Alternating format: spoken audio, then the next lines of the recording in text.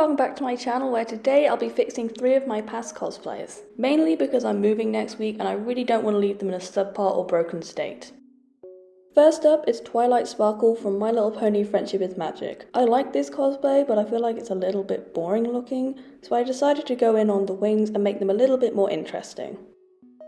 My main goal with this paint job was to add more depth and magic to the very flat wings I made back in 2020. Back when I made them, I was more focused on matching the colour to the show rather than creating a more unique final result, so I just glued 2 layers of foam together to create a 3D aspect, which I felt matched how she was drawn in the show, and I called it a day. But looking at them now, they are very boring. I don't think they'd stand out at a convention hall, and that's not really my vibe. Just a small added note, the ragged areas on the end of some of the feathers are teeth marks caused by my cat, who sometimes sits on my cosplay box and chews on things. I think it's quite cute personally, so I didn't try and fix those marks in any way. To upgrade the wings, I first went in with a dark purple to add shadow under the top wing and at the centre. I decided on this placement because I wanted to create a more obvious separation between the layers, which could be seen from across a room. And I was also looking back at the footage from last time I wore them, to see where the hair falls over them. Using this as a guide, I placed the darker colour in places where the hair covered to act as a shadow. And then I decided to darken the tops of the wings just because I like the look of ombre demon wings, so I knew it would also look good on these.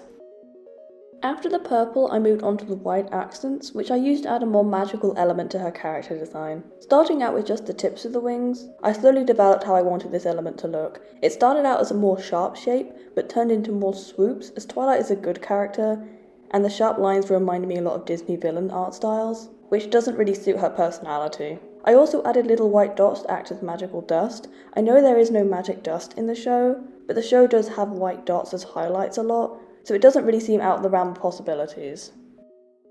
I did also do the other side of the wings, but I completely forgot to hit record, so you'll only see that in the final shots. But before we move on to that, I want to talk about my thoughts on this change.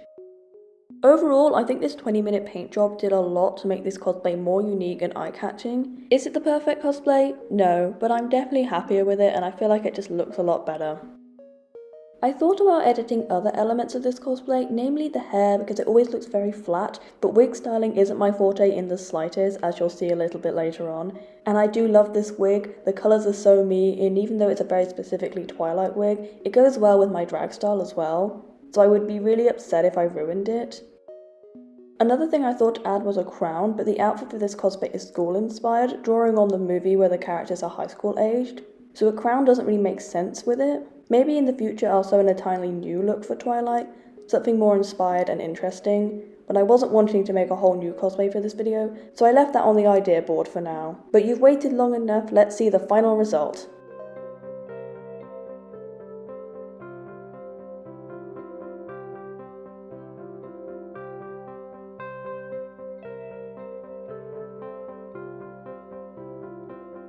For my second revamp, I went with my Gumi cosplay from Vocaloid. This is my personal favourite cosplay that I've ever made, but I could definitely improve the wearability of it with just a few little changes. The main thing that annoys me about this cosplay is the bodysuit. If I had the fabric available, I would honestly completely remake it, because it gaps at the waist, the neckline is so unflattering and strange, and the crotch buttons are so badly placed I can hardly do them up. But instead of remaking it, I'm just going to do a few things to try and make it a little bit better. So to fix these issues, I turned the suit around to make the back the front. I did this mainly because the neckline is better on the back, and it means I don't have to cut into it to make a new neckline at all. This does mean that the back of the suit now looks a little bit odd, it gaps kind of strangely, and it comes down way too far. But because I wear a jacket over this for the cosplay, you can't really see it, so I think it's okay for now. But if I do end up remaking this suit, I'm definitely just going to make the neckline straight across to avoid all these issues. For the crotch section, I cut and sewed the new front and back into a better position without needing to re-sew the popper buttons, as I find them really frustrating to do and I really wanted to avoid that step. It's still not perfect, like it's just a little bit too far back now, but I can do it up so much easier than before, so that's all that matters really. The other thing I really wanted to get done was finishing the skirt, as I never originally finished it. It was originally going to be just the gold piping along the bottom to match all the piping on the rest of the look, but after wearing it to the last convention, I also knew it needed a little bit of weight just to keep it down as it flies up at any given opportunity. Luckily, I was always wearing an underskirt and shorts underneath it, so nothing was on show, but it was rather irritating.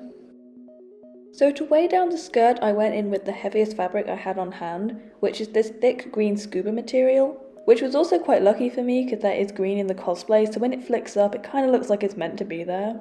And I cut it into long curved strips that could be easily laid along the edge of the skirt. And then I went in with the gold piping and sewed it into place all along the bottom, which took so much longer than I expected it to. And it's not even that big of a skirt, it's just quite a long process, just slowly pushing it through the machine and making sure everything is in the right place. Because if it moves ever so slightly, you don't get a good finish. With all this done, I don't think I really have much to change about this cosplay anymore, other than maybe make shoes at some point. I'm very lazy when it comes to cosplay shoes, I've never made any. Mainly because they look very complicated and I'm not a very patient person. But with the short skirt, I think it does need the long white shoes just to balance it out. With all that said though, it's finally time to show you the final result.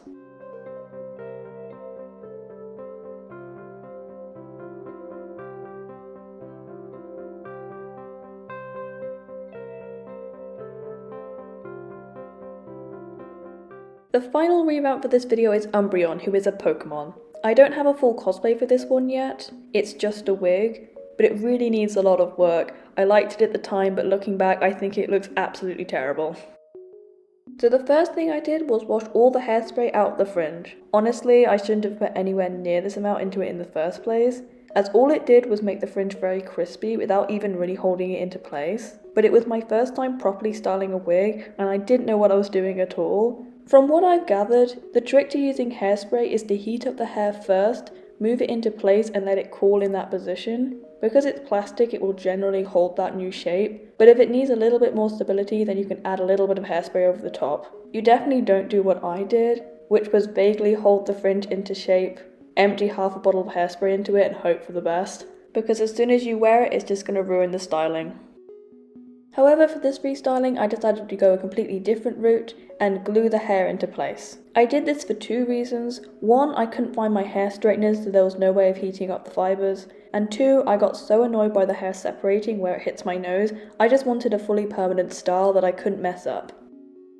I also decided to glue the little circle into place this time. Last time I stuck it on with hairspray, but I don't want to risk losing it in a convention, and I don't really have any plans to use this wig for any other cosplays currently, so right now gluing it into place is the best option. Moving on to the ears, I did these completely differently from last time. The main issue I had was that the ears looked too bulky, they needed constant touch-ups, and they didn't stay on very well because there was so much fabric and hair between the magnets that were supposed to keep them on the head. Honestly, they were almost completely unusable. To fix all these issues, I made new ears out of foam, which I cut into the right shape, stuck hair onto with so much glue they're rock solid, and then glued them directly onto the magnet. And I have to say, I am very proud of these. They are almost completely flat, which makes them look very clean and cartoony. They weigh almost nothing, so I don't have to worry about them sliding off the magnets at all. They will never need any touch-ups because they are solid objects. And they stick perfectly to the wig because there's almost absolutely nothing blocking the magnets from connecting.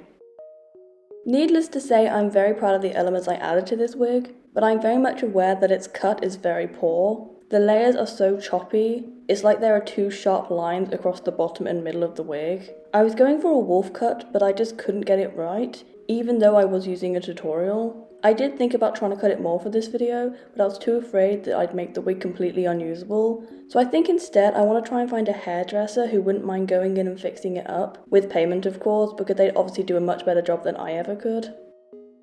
As for a cosplay to go with this wig, I still don't really have any ideas. If I made something, I'd want it to be a lot more than just regular black clothing. But I'm not a costume designer in the slightest, so it's very difficult for me to even think of interesting looks for this Pokemon. Maybe one day I'll get there, and if I do, I'll definitely make a whole video about it. But for now, this wig is all done, and let's go on to the final result.